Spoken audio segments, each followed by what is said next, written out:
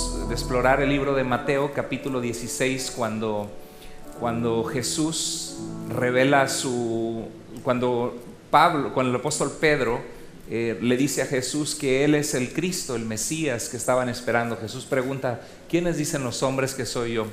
Y Pedro, lleno del Espíritu de Dios, le dice: tú eres el Cristo, en el verso 16. Tú eres el Hijo del Dios viviente. O sea, el único que refleja la naturaleza del único Dios que vive. Porque las naciones pueden tener dioses, pero no son dioses reales, no son dioses vivientes. El único Dios viviente es un solo Dios que hizo los cielos y la tierra, que nos hizo para que lo amemos, lo conozcamos.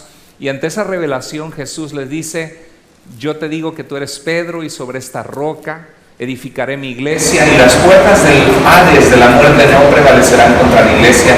Y yo te daré las llaves del reino, la oportunidad de abrir el reino de Dios a las personas, unas llaves que nos han sido dadas de parte de Dios a todos los cristianos. Y dice: lo que atares será atado en el cielo, lo que desatares será desatado en el cielo. Les da la autoridad a los apóstoles para dirigir a su iglesia, para poder ejercitar la disciplina de la iglesia, para que la gente sea restaurada. Y hoy continuamos el mensaje, que en el verso 20 Jesús, después de esta declaración, luego les ordenó a sus discípulos que no dijeran a nadie que Él era el Cristo. Es interesante, ¿verdad? Porque nosotros como iglesia existimos para proclamar las virtudes de Jesús, que nos llamó a su salvación. Y podemos pensar, bueno, ¿por qué le dijo Jesús que no dijeran a nadie? Cuando uno comienza a estudiar la Biblia, uno encuentra a veces pasajes difíciles, y a medida que nosotros empezamos a estudiar la palabra de Dios y adentrarnos, empezamos a entender el porqué. Y la razón es que en el contexto del mundo de Jesús del primer siglo, estaban regidos bajo el imperio romano, y el emperador romano, el César, no aceptaba a ninguna persona ningún pueblo que estaba dominado bajo ellos, pagando impuestos, que se levantaran para independizarse con un rey. Y sabemos que en la Biblia el Mesías de Dios, el Cristo, iba a ser descendiente de David, heredero del trono de David. Entonces, si Jesús se presentaba como el Mesías ante la población, ante la nación entera, eso iba a provocar que antes de tiempo los romanos intervinieran. ¿Se acuerda cuando Jesús nació, que Herodes mandó a matar a los niños menores de 2 años? ¿Se acuerda? Porque no quería que naciera otro rey fuera de él. Y Jesús sabía que no era el tiempo de expandir la noticia de que era el Mesías él, porque había un plan de Dios determinado de otra manera, que él sería entregado por los sacerdotes del judaísmo, muerto por su propio pueblo, como Isaías 53 profetizaba que Jesús moriría por nuestros pecados, que por su llaga, por su muerte, tú y yo seríamos perdonados, seríamos curados de la enfermedad de nuestro pecado.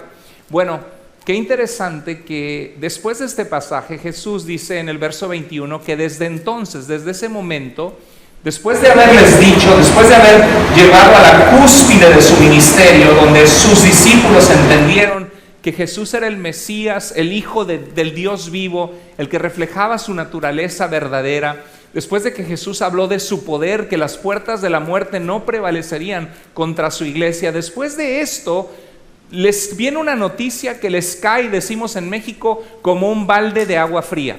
Algo que tú no te esperas, que tú no te imaginas. Y dice la Escritura que desde entonces Jesús comenzó a prepararlos y a advertirles que tenía que ir a Jerusalén. ¿Y qué dice que tendría que hacer? Tendría que sufrir muchas cosas a manos de los ancianos. Los ancianos eran los que se supone que tenían sabiduría y liderazgo en Israel.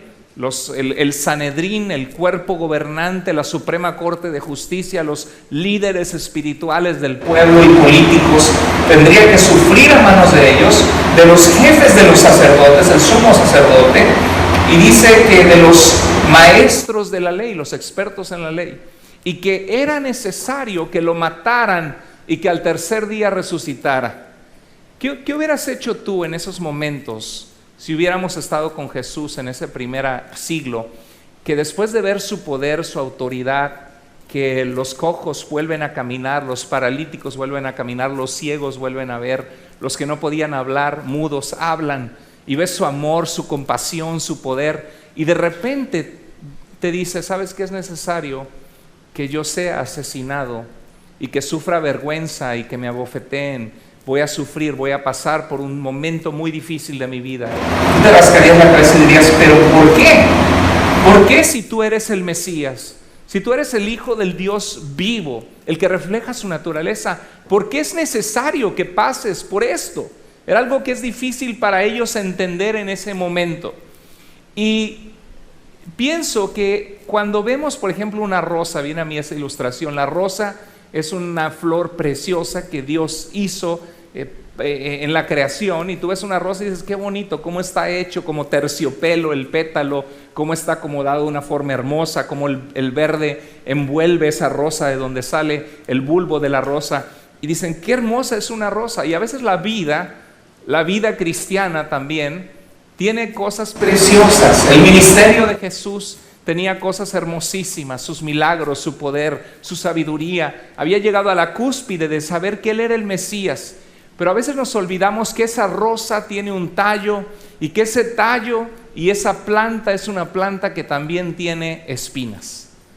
Es una rosa bella, es una rosa que la puedes oler y huele rico, se ve bonita, se regala muchas veces entre los matrimonios o la gente enamorada se regalan rosas, pero nos olvidamos que esa rosa también tiene espinas.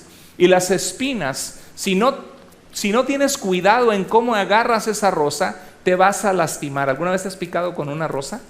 Yo sí me he picado con una rosa y la verdad es que duele. Las espinas pinchan tu piel, te traspasan la piel y duele. Es un ardor, una sensación, hasta el dedo te hace así, ¿no? Se hincha el dedo porque está adentro donde entró la espina y duele, los nervios te los lastima.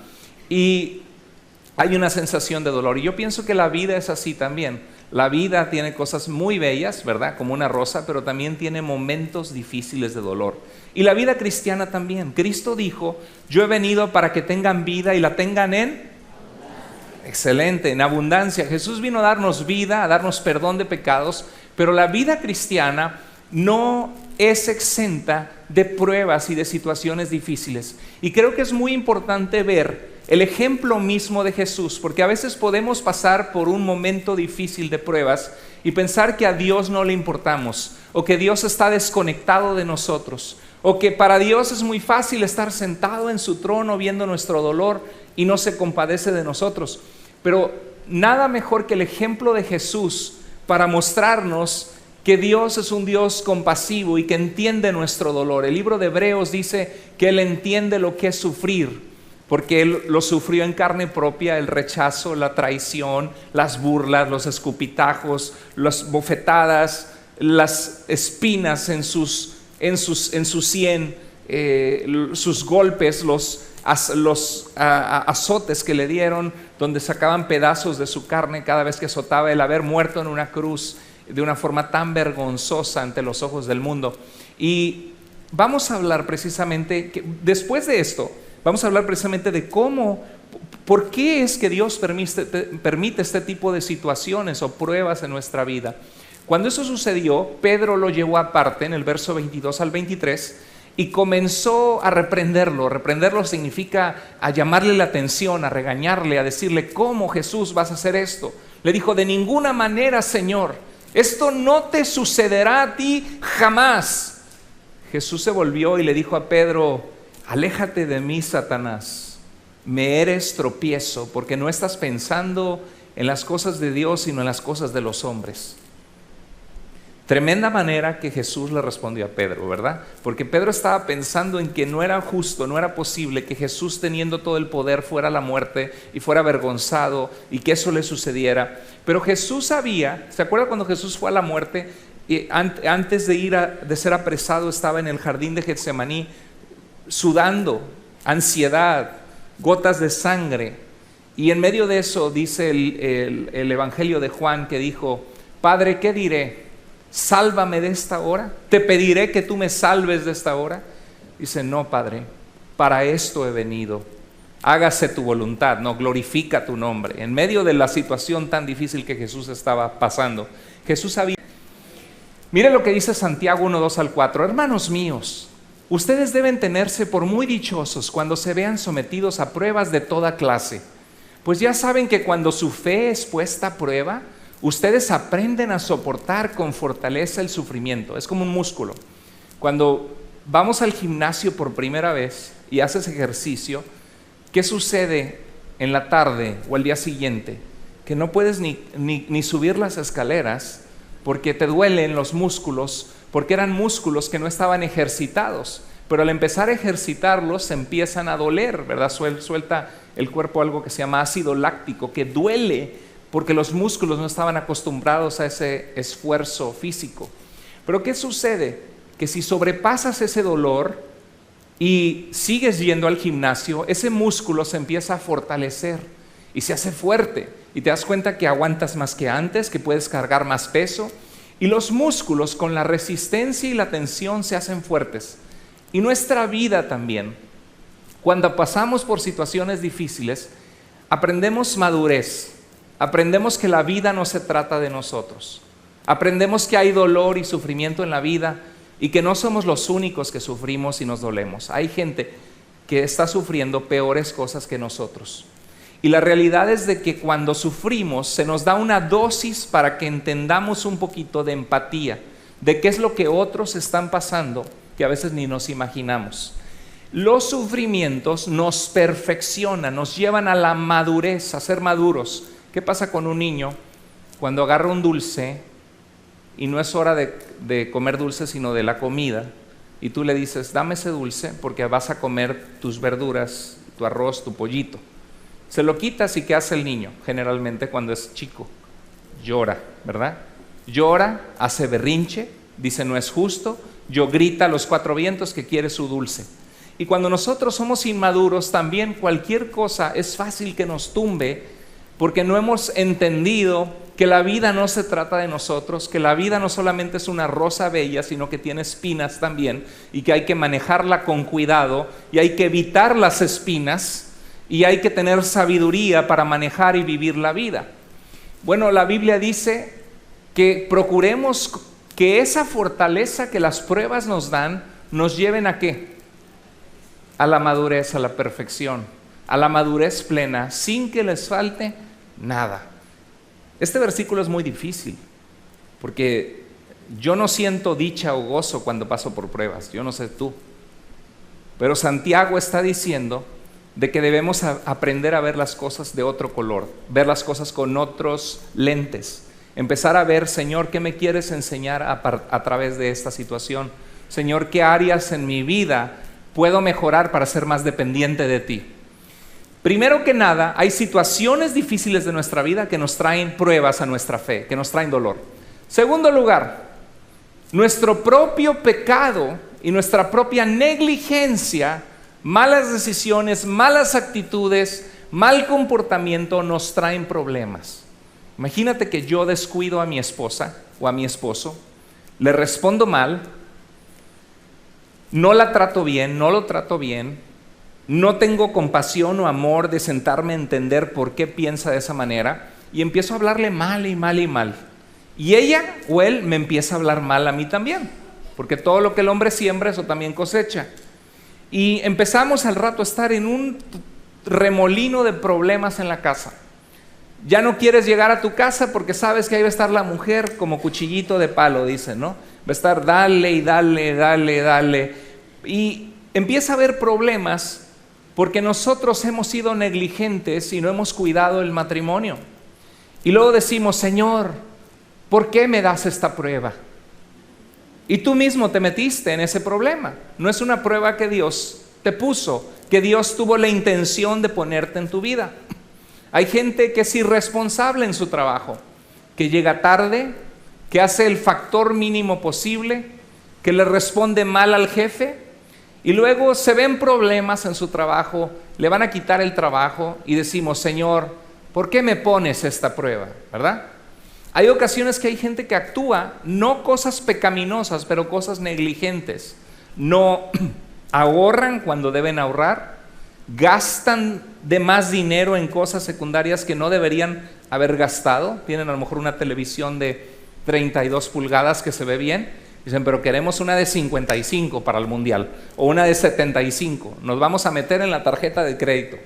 Y luego están pasando un problema económico que no tienen para pagar la renta y decimos, Señor, ¿por qué estoy en estas pruebas? ¿No? A veces es negligencia de malas decisiones que hemos tomado en nuestra vida. Dios no nos hizo para estar sentados en un sillón, pararnos, subirnos al carro y sentarnos en otro sillón de nuestro trabajo. Dios nos hizo para caminar, para movernos. Y cuando no hacemos ejercicio, ¿no? Ni siquiera caminamos y lo tenemos a después, no he salido a caminar, agarro un burrito frito, un pollo frito, me lleno de pasta, de pan, sándwiches. Todo eso empieza a tapar las arterias, empieza a darnos problemas de presión alta, propensidad a la diabetes, y luego empiezan a venir un montón de problemas y decimos, Señor, ¿por qué me pones estas pruebas? Quiero que sepas que esas situaciones Dios no es su intención, ni es el corazón de Dios que tú pases por ese dolor. Son decisiones que tú has tomado en donde has sido negligente con tu salud, con tu economía, con tu matrimonio, con la relación de la gente que quieres, que amas. ¿Sí o no? ¿Están conmigo? ¿Sí? Pero también, dice Santiago 1:13, que nadie al ser tentado diga, es que Dios quien me tienta. ¿Por qué? Porque Dios no puede ser tentado por el mal, ni tampoco tienta él a nadie. Y la palabra tentación y prueba, peirazo en griego, es la misma palabra. La tentación es un examen interno de mis pensamientos, mi corazón, que me guían al mal, a hacer el mal. Estoy siendo tentado por dentro de algo que tengo ganas de hacer, que no está bien. Y la prueba es algo de una circunstancia externa que prueba mi reacción ante esa circunstancia. Tentación, prueba es la misma palabra en el idioma en que se escribió la Biblia. Y la Biblia nos dice en Santiago 1 que cuando uno es tentado, el verso 12 dice, bienaventurada la persona que soporta la tentación, porque recibirá la corona de vida que Dios ha prometido a los que le aman.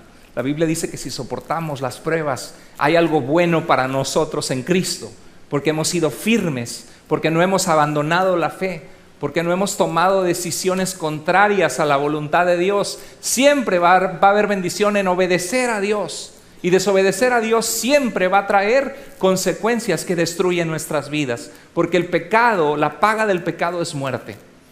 Dice Santiago que cada uno es tentado cuando sus propios malos deseos lo arrastran y lo seducen. Y entonces, una vez que hemos concebido ese deseo, como dar a luz un bebé, el bebito que sale de ese deseo que dio a luz es el pecado. Y dice que el pecado, una vez que ha sido consumado, da luz o trae como consecuencias la muerte. Entonces Dios no nos pone pruebas o situaciones difíciles que nosotros mismos nos hemos metido. Hay una tercera causa. La primera son situaciones difíciles de la vida que no son tu culpa ni mi culpa. ¿Cuál es la segunda razón de pruebas que vienen a nuestra vida? Pecado o malas decisiones que nosotros hemos tomado o negligencia. ¿Están conmigo? La tercera causa de pruebas que vienen a nuestra vida, y es importante que entendamos esto, porque a veces le echamos la culpa a Dios. Estamos sentidos con Dios, molestos con Dios, cuando no nos hemos puesto a pensar que Dios no tiene la culpa, ni fue su intención ponernos en una situación que nuestra propia negligencia, nuestras propias decisiones del pasado nos han puesto a nosotros hoy día. Hasta con quién te casas, si no abres bien los ojos, vas a estar después en problemas. Y vas a decir, Dios, ¿por qué me pusiste ahí? Y dice, pues te mandé a la mamá, te mandé al amigo, todos te decían que era un vago y que era un bueno para nada, que iba a estar, qué feo, ¿verdad? Pero a veces sí pasa, todos te decían y tú lo ignoraste, no era cristiano, no era cristiana, tú lo ignoraste, tú estás viviendo las consecuencias y las pruebas de tus propias malas decisiones. Ahora, como un hombrecito, enfréntelas y luche por su matrimonio. Vaya a consejería, perdone y luche por eso, porque usted se metió, nadie le puso una carabina para que se casara a la fuerza con él o con ella. Así que póngase los pantalones y enfréntelo. La tercera razón es, Dios puede poner a prueba nuestra fe. ¿Sabías tú eso? Eso es algo interesante. Cuando yo veo la Escritura, yo veo que es rara la vez donde Dios pone a prueba nuestra fe. Yo no encuentro abundancia de pasajes en la Biblia donde Dios intencionalmente quiere ponernos problemas o circunstancias adversas para ver de qué estamos hechos. Lo que sí yo veo es situaciones muy escasas, como por ejemplo el caso de Abraham. En Hebreos 11:17 dice que por la fe Abraham, que había recibido las promesas de Dios, fue puesto a prueba y ofreció a Isaac, su único hijo. Déjame te doy una panorama rápidamente. Abraham es muy importante. Vivimos en un tiempo donde hay mucha ignorancia de la Escritura, donde mucha gente ignora la palabra de Dios, ¿verdad que sí? Pregúntale a los jóvenes, ¿y quién fue Abraham? ¿Y qué hizo? ¿Y quién fue Elías? ¿Quién fue Eliseo? ¿Quién fue Noé? La mayoría de la gente en nuestro tiempo no estamos teniendo como padres el tiempo con nuestros hijos de enseñarles la palabra de Dios. Necesitamos ser más intencionales en eso como familia, ¿verdad que sí? Todos, hasta yo y mi familia, tenemos que ser más intencionales.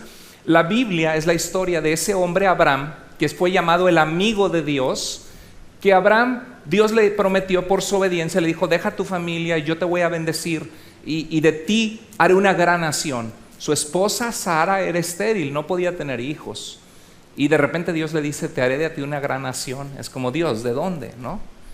Dice la Biblia que Abraham llegó a 99 años de edad y Dios le dijo, anda y sé perfecto delante de mí. ¡Wow! Nunca seas demasiado viejito para que Dios no te diga y te hable a tu corazón. Tú puedes decir, es que ya tengo 60, ya tengo 65, ya tengo 70, pero Dios te dice, anda y sé perfecto delante de mí. Sé plenamente maduro. Dios quiere que tú madures, ¿sabías? Bueno, Dios trata con Abraham y le dice, ok, te voy a dar el hijo de la promesa que esperas. Y ese hijo es Isaac. Le pusieron Isaac porque significa risa, porque cuando lo escuchó su esposa dijo, si estamos grandes de edad, ¿cómo vamos a tener un hijo? Y más que soy estéril yo. Se rió y le pusieron al hijo Isaac, risa.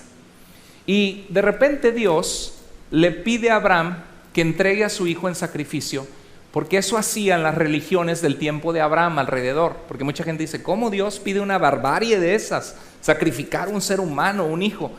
Porque en el tiempo de Abraham, las naciones paganas hacían eso. Y Dios quería saber si Abraham podía confiar en Dios y si estaba dispuesto a entregarle a Dios lo más preciado y la promesa que Dios le había dado. Y a veces Dios puede hacer eso con nosotros, la esperanza de nuestra vida, donde tenemos todo, que a veces se vuelve un Dios para nosotros. Tu carrera, tu dinero, tu deporte, tu trabajo, tu profesión, tu casa. Y de repente Dios permite y te dice, ¿estarías dispuesto a darme eso? Si yo te dijera, no vuelvas a jugar fútbol y ya llevas años y quieres el anhelo de ser, ¿lo harías? Si te dijera, deja tu carrera que quieres ser cantante. Si te dijera, deja ese trabajo y abandona ese sueño, ¿me lo darías? Dios puso a prueba a Abraham y le dijo, dame a tu único hijo. Y dice la Biblia que él iba subiendo y puso al niño, lo amarró y de repente, cuando estaba listo para sacrificarlo, Dios le dijo, detente.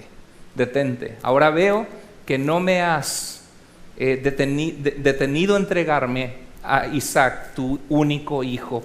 Y dice la Biblia que Dios lo bendijo en sobremanera. Ahí Dios puso a prueba la fe de Abraham.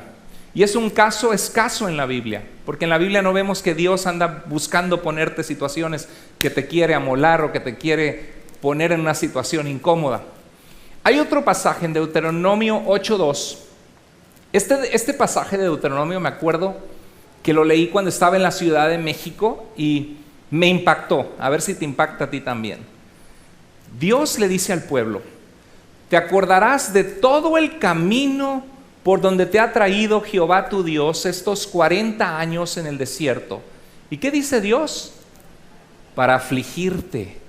Dices, pero Señor, si tú eres bueno, ¿por qué me permitiste ser afligido? ¿Y qué dice? Para probarte, para saber lo que había en tu corazón, si habías de guardar o no sus mandamientos. Tremendo, ¿no? Dios está diciendo, yo te permití estar en el desierto y te permití ser afligido y quise ponerte a prueba si habrías de seguirme y guardar mi palabra, mis mandamientos o no, a través de esa aflicción. Imagínate que ahorita tú estás pasando por un momento difícil y tienes la opción de tomar una salida que se ve fácil. Déjame decirte algo, la salida fácil es la más costosa cuando es fuera de la voluntad de Dios. Pues ¿qué hago? Tengo una deuda, me meto en más deuda. Présteme dinero para pagar, tapar un hoyo para abrir un hoyo para tapar otro, ¿no? Estoy teniendo problemas, el divorcio. Estoy teniendo problemas, la botella. La salida que se ve fácil termina siendo la salida que te va a causar más dolor, porque el pecado destruye. Pero Dios dice que prueba nuestro corazón, y Dios quiere ver qué hay en tu corazón ahorita que tú estás pasando un momento difícil. ¿Vas a obedecer a Dios o vas a desobedecerlo? Y continúa diciendo el verso 3, y te afligió y te hizo tener hambre. Pero fíjate el verso siguiente, el mismo verso dice, ¿qué hizo Dios? Te sustentó. O sea, Dios te permitió estar en el desierto, ser afligido, tu corazón estaba siendo probado por Dios, pero Dios en medio de esa aflicción no te abandonó, gloria a Dios por eso. Dios te sustentó. ¿Cuántas veces en nuestra vida no hemos experimentado eso? Que aún en medio de la calamidad y de la situación difícil, el amor de Dios no deja de sorprendernos. Su provisión, las personas que Él manda, las situaciones que Él nos ayuda a no quedarnos atorados, sino que nos ayuda a salir adelante. Te sustentó con maná, comida que tú no conocías ni tus padres la habían conocido, para hacerte saber, ¿qué cosa?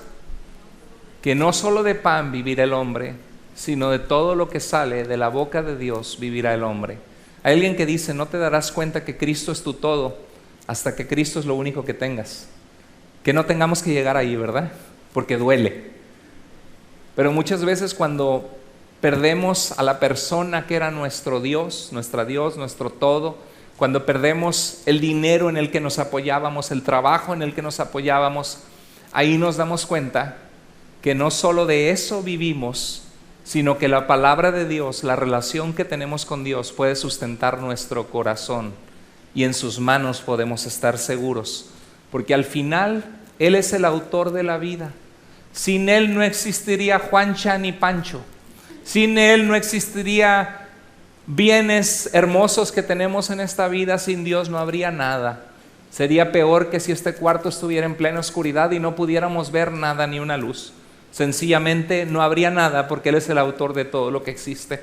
Y porque es el autor de todo lo bueno, solamente en Él se encuentra lo bueno y lo más bueno de la vida. Y Dios quiere que aprendamos a amarlo, porque en la eternidad, la vida y la eternidad se tratan de Él. En nuestros tiempos estamos tan endiosados con ídolos. El ídolo de la televisión, el ídolo de Netflix, el ídolo del dinero, el ídolo de los restaurantes, el ídolo de... Muchas veces ponemos 1000 cosas en nuestra vida antes que nuestra relación con Dios. Pero un día todos vamos a morir, y lo único que va a quedar es esa relación con Cristo que hoy estás alimentando al venir a este lugar. Eso es lo único que va a permanecer. Entonces dice que todo, Dios permite a veces las pruebas y nos pone a pruebas para que sepamos que no solo de eso vivimos, sino de todo lo que sale de la boca de Dios. Y dice, tu vestido nunca se envejeció sobre ti, ni el pie se te ha hinchado en estos 40 años. Reconoce a sí mismo en tu corazón que como castiga el hombre a su hijo, así el Señor tu Dios, ¿qué? Te castiga. Bueno, hay una cuarta razón. La primera es, sufrimos pruebas porque hay situaciones difíciles de la vida. Porque la vida no solamente es una rosa, también tiene espinas, ¿ok? Sufrimos porque pecamos y somos negligentes. A veces también sufrimos porque Dios quiere poner a prueba nuestro corazón. Pero también a veces podemos sufrir porque Dios, al que ama, disciplina como el Padre al Hijo a quien quiere. Y esa disciplina es por nuestro propio bien y nos ayuda a cambiar de rumbo. Dice el salmista, bueno me es, Señor, haber sido humillado, porque antes de que fuera yo humillado, descarriado andaba, pero ahora guardo tu palabra. ¿Cuántos de ustedes están más firmes en Cristo por alguna situación difícil que alguna vez pasaron en su vida, que les hizo voltear a Dios y decir, Dios, tú eres lo único que tengo y te necesito, y aprendiste a confiar en Dios en medio de una prueba muy difícil en tu vida? ¿Cuántos de nosotros hemos pasado por eso? ¿Sí? Entonces Dios a veces nos disciplina por nuestro bien. Dice Hebreos 12, 3 al 4, por lo tanto mediten en el ejemplo de Jesús, que sufrió tanta oposición de parte de los pecadores. Nuestro pasaje con el que comenzamos, que Jesús, siendo el Mesías, tuvo que pasar por tremenda aflicción y agonía. Y el autor de Hebreos nos recuerda que Jesús sufrió muchas veces, que sufrió más que nosotros, sufrió tanta oposición. Dice, por eso no se cansen, ¿y qué más? No se desanimen, no te canses de buscar de Dios, no te canses de hacer lo correcto, de hacer lo que Dios te pide que haga, no te desanimes. Dice, pues a ustedes aún no han tenido que llegar hasta la muerte en su lucha contra el pecado, sigue adelante. Y dice, ¿y han olvidado ya lo que Dios les aconseja como a hijos suyos? Dice la Escritura, léelo conmigo, no desprecies, hijo mío, la corrección del Señor, ni te desanimes cuando te reprenda, porque el Señor corrige a quien Él ama y castiga a aquel a quien recibe como hijo. Está duro, ¿verdad? Pero decimos, ¿por qué Dios hace eso? ¿Cuántos de ustedes tienen hijos? ¿Cuántos de ustedes castigan o han castigado a sus hijos? ¿Cuántos de ustedes son padres malos, descorazonados, que traman y dicen, a ver cuándo le doy una buena? A ver cuándo le doy un chanclazo, la chancla voladora de la mujer hispana, ¿no? A ver cuándo le voy a dar un castigo. Creo que ninguno de nosotros decimos eso, ¿verdad? Todos nosotros queremos el bien de nuestros hijos. ¿Por qué los disciplinamos? Porque los amamos. ¿Nuestros hijos lo entienden? ¿Qué hacen cuando los disciplinamos? Lloran, hacen berrinche y hacen capricho. Cuidado de ir en contra del Señor, porque muchas veces hay gente que ha hecho promesas a Dios y no cumple. Hay gente que Dios ha bendecido y no responden a Dios, y Dios permite quitarte la fuente de tu gozo, pasarte por problemas para que te des cuenta que te necesitas tomar de su mano y ser fiel. Y eso se llama la disciplina de Dios. Dice, nuestros padres nos disciplinaban por un breve tiempo como mejor les parecía, pero Dios lo hace ¿para qué? Para nuestro bien, a fin de que participemos de su santidad. Ahora hay una cosa final, que dice la Biblia que ninguna disciplina al presente es motivo de gozo, sino de tristeza. Pero después, ¿qué hace? Produce en nosotros un fruto de paz y de una vida justa en los que hemos sido ejercitados en la disciplina de Dios. La última razón por la cual a veces pasamos por pruebas es porque Satanás nos ataca. La Biblia muestra ataques de Satanás sobre hijos de Dios. Pablo dice a los tesalonicenses, quise ir a ustedes muchas veces, pero Satanás nos lo impidió. Y hay dos situaciones que vienen a mi mente. Una es cuando Job, un hombre justo, su fe fue puesta a prueba. Y cuando vemos el libro de Job, verso 1 y 2, vemos que quien estaba atrás de poner a prueba y tocar la vida de Job era Satanás. Y aún así nosotros nos preguntamos por qué Dios permitió eso. Hay otro pasaje en 1 de Corintios capítulo 11, 2 de Corintios capítulo 10 y 11, donde Pablo habla de los sufrimientos que ha vivido. Y dice que Dios le permitió ver la gloria de Dios en una revelación de su presencia. Y dice que para que no se enalteciera sobremanera, le fue dado en su carne un aguijón de parte de Satanás que lo abofeteara o lo atormentara, dice la Biblia. ¿Recuerdan ese pasaje? ¿Por qué cree que Dios permitió eso? Y dice que a través de eso él aprendió humildad y a decir, necesito depender de Dios. Dice que 3 veces le dijo, Señor, quita de mí esta prueba. Piensa en tu situación. A lo mejor tú ahorita estás pasando una prueba difícil y le has dicho a Dios, quítalo de mí, Señor, ya no aguanto. ¿Dónde está tu poder? ¿Dónde está tu amor? Mi fe está siendo probada. Y dice la Biblia que las 3 veces que rogó a Dios, Dios le respondió, que te baste mi gracia, el amor que te he dado, el saber que te he dado vida eterna, el saber que eres mi hija, mi hijo, porque mi poder se perfecciona cuando tú eres débil, puedo perfeccionar mi poder en ti. Y Pablo decía, de buena gana me gloriaré en esta mi debilidad. Yo no sé cuál sea tu debilidad. Dice, para que repose sobre mí el poder de Cristo. Porque cuando soy débil, entonces soy fuerte. Y estaba pensando en el ajedrez. El ajedrez es un juego de estrategia. ¿Ustedes han oído hablar del ajedrez? Los expertos en ajedrez a veces hacen movimientos que cuando tú los ves dicen, está loco, le van a comer la reina, está perdiendo. Pero a propósito está haciendo un movimiento que parece que perdió, Pero el ajedrecista profesional después mueve 2 piezas y dice jaque mate y gana el juego. Y yo pienso cuánto más Dios, que es sabio y conoce todas las cosas, porque uno se pregunta ¿por qué Dios permitió que Job sufriera así? ¿Por qué Dios permitió que Pablo tuviera ese aguijón en su carne? Yo pienso que si estamos en las manos de Dios, podemos saber que podemos estar confiados.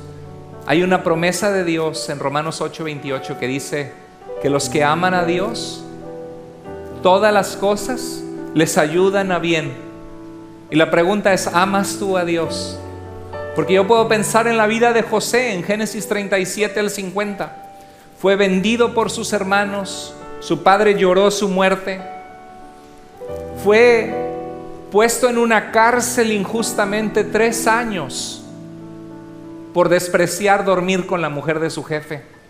Pero Dios permitió esa aflicción, esos 3 largos años de estar injustamente en la cárcel, para que él se diera cuenta de que Dios lo iba a exaltar y lo iba a poner sobre todo Egipto, porque esa cárcel lo puso en contacto con el rey de Egipto, le reveló un sueño que Dios le dio, y cuando vinieron los años de hambre, Dios lo puso como el segundo en todo Egipto después del faraón, y toda la descendencia de Abraham, de Jacob, todos sus hermanos fueron preservados de vida.